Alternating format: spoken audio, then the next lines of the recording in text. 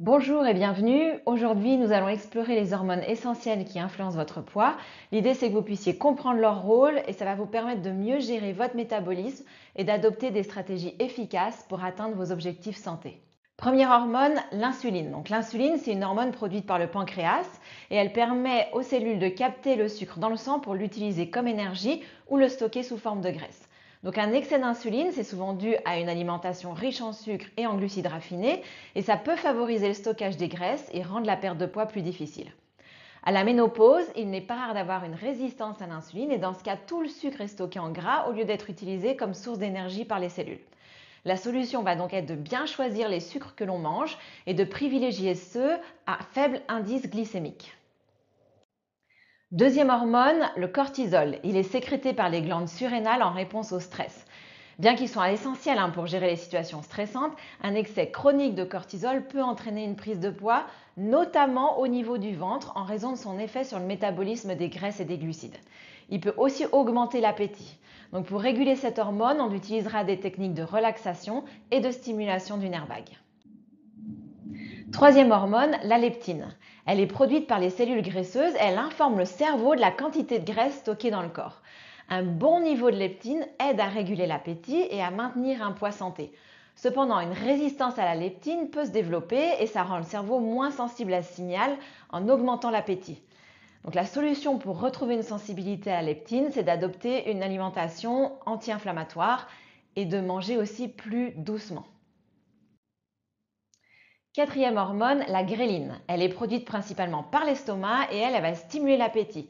On l'appelle souvent l'hormone de la faim.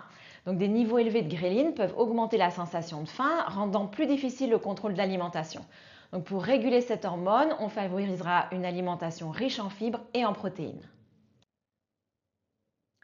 Les œstrogènes. Donc les œstrogènes, c'est les hormones sexuelles féminines qui influencent la distribution des graisses corporelles notamment. Donc quand on a une diminution du niveau d'œstrogène, par exemple à la ménopause, ça va entraîner une redistribution des graisses vers l'abdomen, augmentant le risque de prise de poids. L'objectif est donc d'assurer qu'il y a un relais qui est pris par les glandes surrénales pour produire des œstrogènes à l'arrêt des ovaires et d'apporter aussi des phytoœstrogènes dans l'alimentation. Autre hormone importante, la progestérone, elle joue un rôle clé dans le maintien de l'équilibre hormonal. Donc elle va réguler les effets des œstrogènes et soutenir le métabolisme. Donc la progestérone, elle va être impliquée aussi dans la mobilisation des graisses, ce qui signifie qu'à la ménopause, les graisses ne sont plus du tout aussi facilement déstockées. Dernière hormone dont je vais vous parler, la T3, donc c'est une hormone thyroïdienne, l'hormone active qui va réguler la vitesse du métabolisme. Donc elle influence la production d'énergie, le rythme cardiaque, la digestion, la température corporelle. Si vous avez des niveaux insuffisants, ça va ralentir le métabolisme, rendant la perte de poids plus difficile. En fait, votre corps va moins brûler au repos et va commencer à stocker. Donc pour relancer la production de T3, il faut s'assurer que vous avez tous les nutriments nécessaires pour produire justement cette hormone et aussi de remettre en mouvement votre corps. Donc en comprenant le rôle de ces hormones, vous pouvez mieux adapter votre alimentation, votre activité physique et votre gestion du stress pour optimiser votre métabolisme.